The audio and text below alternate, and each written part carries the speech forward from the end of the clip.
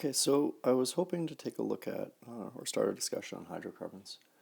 Now, there's quite a bit of information on these pages that I'm not actually going to talk about during the lessons because I'm just going to focus on the IUPAC naming. But please do read through the sheets and take a look at all of the information. It's all important, but in the interest of time, I don't want to read it over with you. Now, the naming stuff that we're going to look at is, we'll start with the alkanes. It's the IUPAC method. It has recently changed. We're going to be looking at sort of the older naming version, but it's the version that's covered in your textbook. And the newer naming version really isn't that different. It just sort of moves some of the numbers around, and some of the prefixes all stay the same, but some of the suffixes get placed in different places. Now, when we're looking at hydrocarbons, there's basically three major types. There's alkanes, alkenes, and alkynes. Alkanes are the basic one. They're saturated hydrocarbons, so every carbon has its maximum number of bonds filled primarily bonded to hydrogens. The naming for alkanes is really quite straightforward. You're going to have like a Greek prefix, and each Greek prefix relates to a number. So those are here. Meth for 1, eth for 2, prop for 3, all the way to dec, which is 10. And the ending for all alkanes is ane. So this is the ending that we'll use for all alkanes.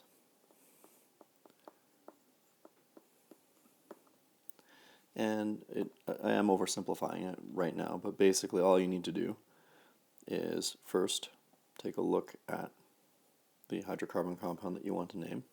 So for example, the first one here on the left, I've got 1, 2, 3 carbons. So the prefix for that is prop. And because there's only single bonds between the carbons, it's going to be propane. So just to break down the name again, prop for 3, ane because there's single bonds between each of the carbon atoms, propane is our compound. Moving on to the next atom, we've got 1, 2, 3, 4, 5, 6, 7, 8 carbons in a chain. They're single bonded to one another, so we've got oc for the 8 and ane for the ending, so octane. And the final one here is only 2 carbons long. Again, we look at the bonds between the carbons, that's single bonds, and we have an ethane. Now, unfortunately, it doesn't just stay this easy. What eventually happens is that we'll start dealing with these branches. Drawing the structures, not too terrible. So what we need to be careful with is that we don't over bond the carbon. So carbons can only bond 4 times, so carbon can form 4 stable bonds. If it has more than 4 stable bonds when you draw the structure, you've drawn the structure wrong. If it has less than 4 bonds, you've also most likely drawn the structure wrong. So we need to remember that carbon has our 4 bonds, and that's sort of like a maximum. So butane. So if I'm going to, means I'm going to have 1, 2, 3, 4 carbons, single bonds, because it ends in ane. Each carbon should have 4 sticks coming off of it. And when in doubt in organic chemistry, or if you don't know, you just put hydrogens for each of those bonds. Now there are lots and lots of different methods of drawing hydrocarbons. I'm not particularly choosy on which one that you actually use.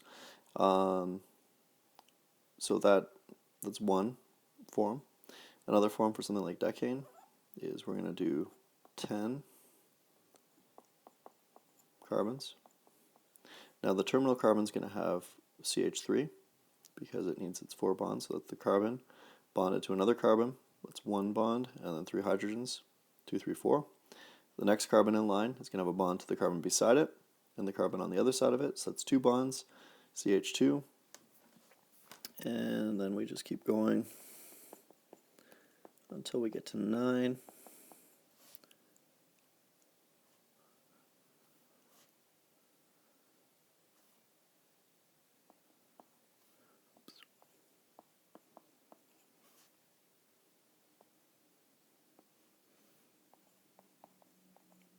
and then our 10th one goes on as a CH3. Methane, single carbon, needs 4 bonds. We're going to put 4 hydrogens on it. Now there are other methods of drawing the structures, as I sort of alluded to. I will show you more, both in class and probably further on in the lesson here. So I mentioned these before, the branch chains. Now the branch chains or alkyl groups are where things get a little bit more complicated. So what we've been dealing with so far are straight chain hydrocarbons. So straight chain hydrocarbons basically have carbon bonded to other carbons and hydrogens. Now they occur all in a row, and there's no branches or smaller carbon groups attached to the parent chain. Now branch chain or alkyl groups complicate this slightly. So what happens basically is that hydrogens in our structure, so for example any of the hydrogens in the decane, can be replaced by either other elements or groups. Now the groups can be other hydrocarbon chains or things like oxygen or nitrogen. Now these groups or branches are named using the same methods that we used for the straight chains.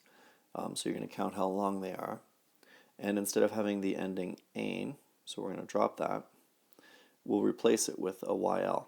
So alkyl, or is where we get the YL from.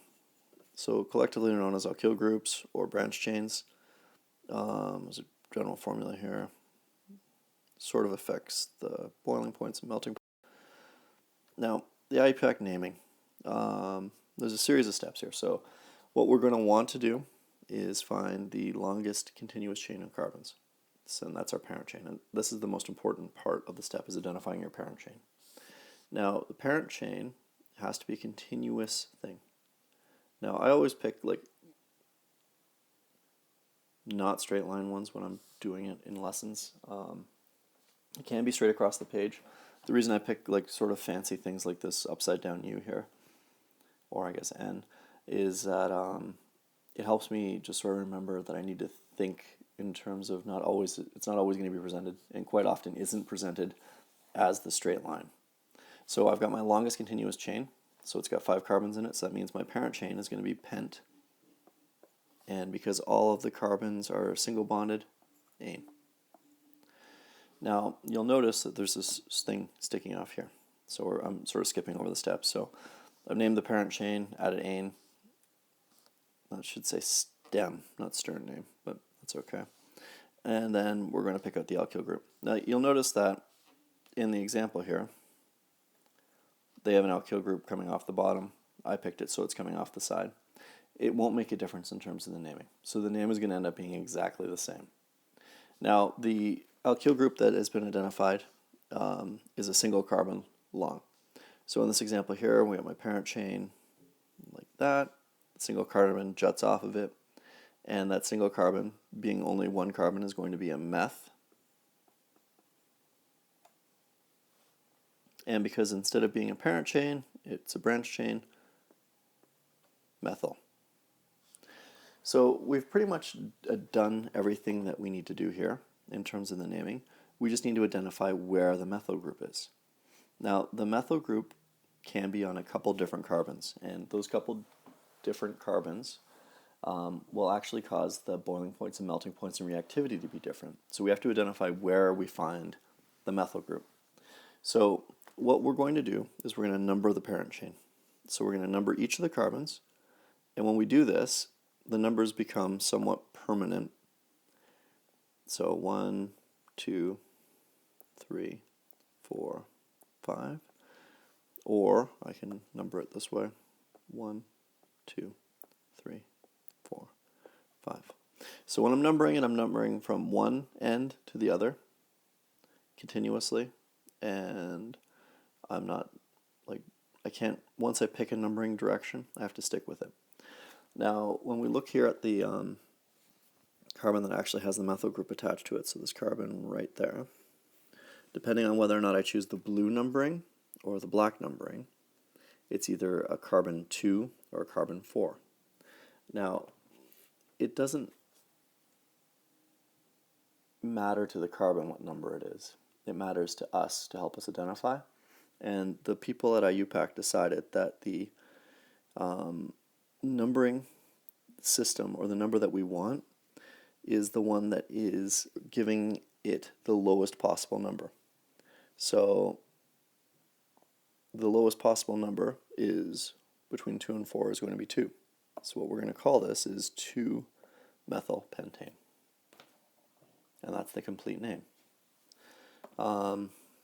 There's some more information here on the steps, but basically that's just going over what I just said. And if you want to read through those, that would be good. And then if you want to pause this and then try naming the couple example questions here, that would be good. I'm going to name them, and I'll go back over how the names work in just a second. Okay, so here are the names. I've got 2-methylbutane. It's 2-methylbutane because it's 4 carbons long. There's a methyl group off of the second or third carbon, depending on how you number it. 2 is lower than 3, so we're going to name 2-methylbutane as opposed to 3-methylbutane. And that's basically the first structure there. The second structure, 5 carbons long. There's a single carbon or single carbon alkyl group off of our parent structure. Single bonds between the carbons, so pentane, methyl. The methyl group's located at carbon 3, and it doesn't matter which way we number in order to get to carbon 3. Okay, now if 2 or more alkyl groups occur, you have to indicate how many there are by using separate prefixes. Now the separate or new prefixes are di, tri, tetra, and etc. And we locate the position by using separate numbers. We're going to use commas to separate the numbers and hyphens to separate the numbers from the words. Now I don't think I mentioned that on the previous slide, but I was doing it. So there is a hyphen that goes in between the methyl part and the numbers. Okay, so there are a couple examples here.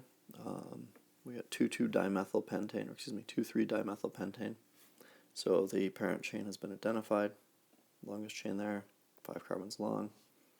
There are 2 methyl groups located at carbons 2 and 3. It's 2,3 for their location, dimethyl, and then the carbon pentane. Coming over and looking at this example here, I just did the parent chain in a slightly different direction, so orientation. So I'm going to move my number 1 up to there. It's 5 carbons long. Now in this case, the methyl groups are located both off of the same carbon. They're both located off of carbon 2, and it's 2,2-dimethylpentane. Now in both of these cases here, the carbons could be numbered in the opposite direction, but we chose the direction that's in blue because it gives us the lowest combination of numbers for our alkyl groups. So 2,3 is better than 3,4, and 2,2 is better than 4,4. So when choosing directions or choosing numbers, we want lowest combination of numbers.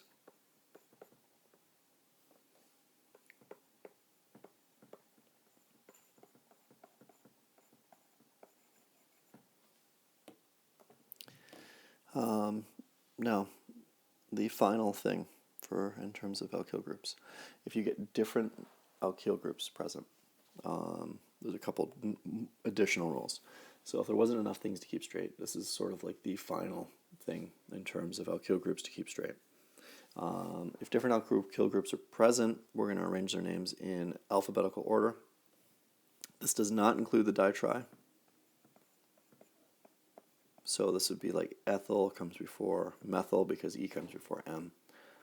The di and tri business we're not going to include in our alphabetizing here. Actually, it says this down here. No, the multiplying prefix, not alphabetized. It's written in a single word. So, for example, here we have an octane. So, parent chain, 8 carbons long. Off of that parent chain, we've got 1, 2, 3 methyl groups and an ethyl group. This is, I think, the first time we've seen an ethyl group.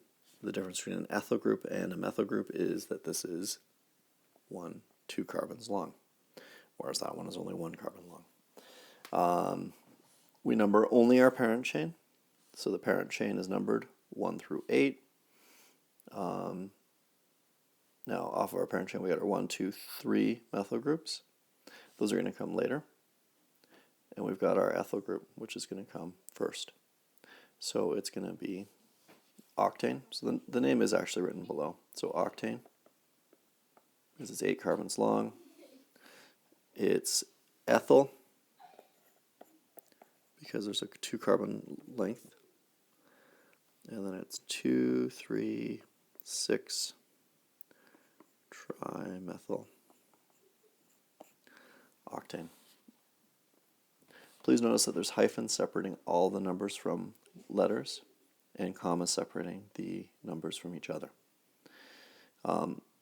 It's truly the most important thing is to identify your parent chain first. And just so you can see also the reason that the numbering was chosen the way it was. So if we numbered it backwards or from right to left, we would get the combination of 3, 6, 7 and 4 for the ethyl group. And this is actually a much higher combination of numbers, so that's why we aren't going to use it. If you're in doubt, add it up, but this adds up to, so what is that, 20, whereas this up here adds up to 16. So this is a lower combination of numbers, so we're going to choose that direction for our numbering. We have another example here.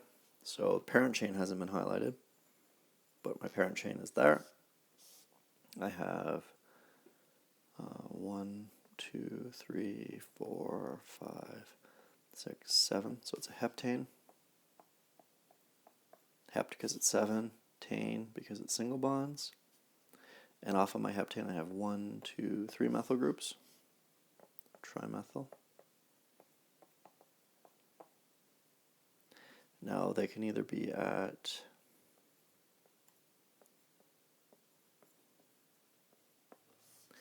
2, 4, 5 or 3, 4, 6. So we're going to choose this numbering direction because it gives us a lower set of numbers. So 2, 4, 5, trimethyl heptane. Oops.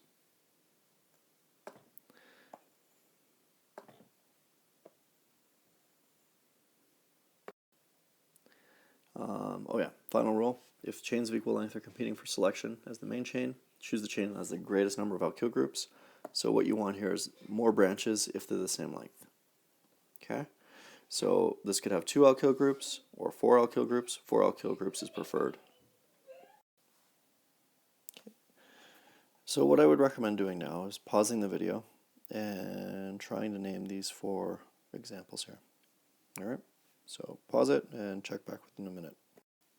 Okay, so I've named the first 3 here. The very first one is a hexane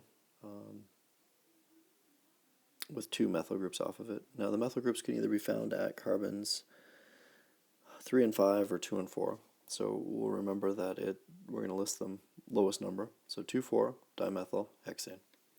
So just in terms of tips when you're trying to name these, I always identify my parent chain first, write its name down first, and then write the alkyl groups or later the substituent groups that are attached after that. So again, we have another hexane here in the second example.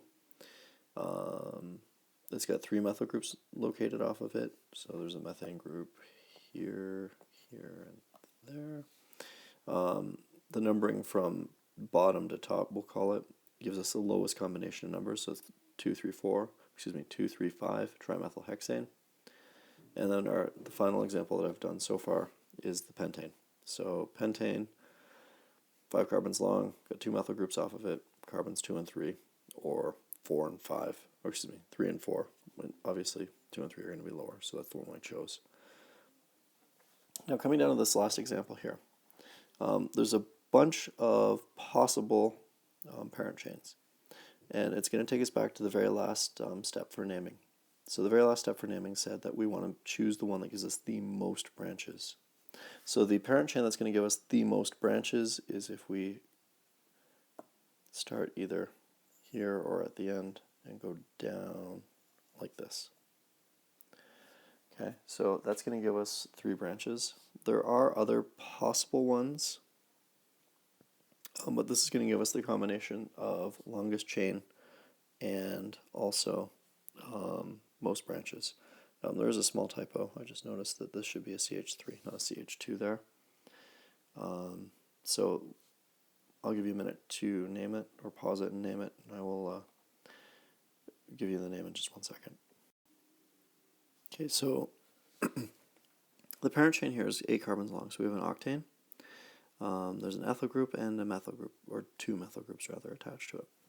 Now the number choice is actually kind of difficult, so I have either a 3, 5, 6, so 3 ethyl, 5, 6 for the dimethyl, or a 6 for the ethyl,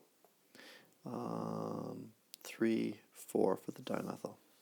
Now, if you're having difficulty figuring out which gives you the lower possible combination, I'll recommend adding.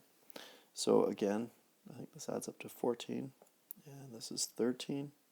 So we're going to choose the 3, 4, and 6 combination. So 3, 4 for the dimethyl. We're going to list those numerically. So 3 comes before 4, and the 6 for ethyl. With multiple alkyl groups, remember they get listed alphabetically, so ethyl comes first, dimethyl comes second, because the di isn't a consideration when we're dealing with the alphabetizing of this. A couple little notes. I'm sure you don't yet have all of the prefixes, or Greek prefixes memorized. They will come with more practice. But if you're able to do these 4 examples and continue to work at the naming, you'll find it rather straightforward. But it does often take a lot of work, so you will need to do all of the practice for these. I'm going to write down a couple other tips as far as naming goes that you can get down. So let me just get those for you. Okay, so you should never have a 1-methyl or 2-ethyl in any of the names that you write. If you have either of those, it means you've counted your parent chain. So 1-methyl means that your parent chain should be 1 carbon longer. A 2-ethyl indicates that you've undercounted your parent chain by 2. You'll see it for sometimes in examples where they've misnamed things, but whenever you're doing your naming and you write those names down, you've made a mistake.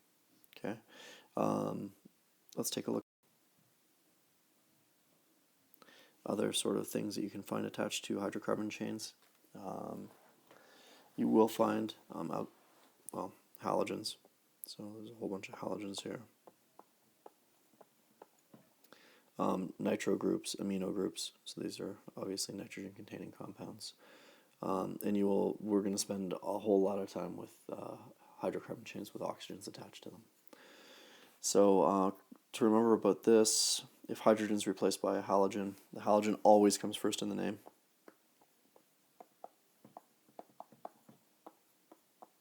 So you're always going to start your name with the halogen leading it off, like they have in these 2 examples here. So 3-bromo, 6-ethyl, 4,4 trimethyl nonane.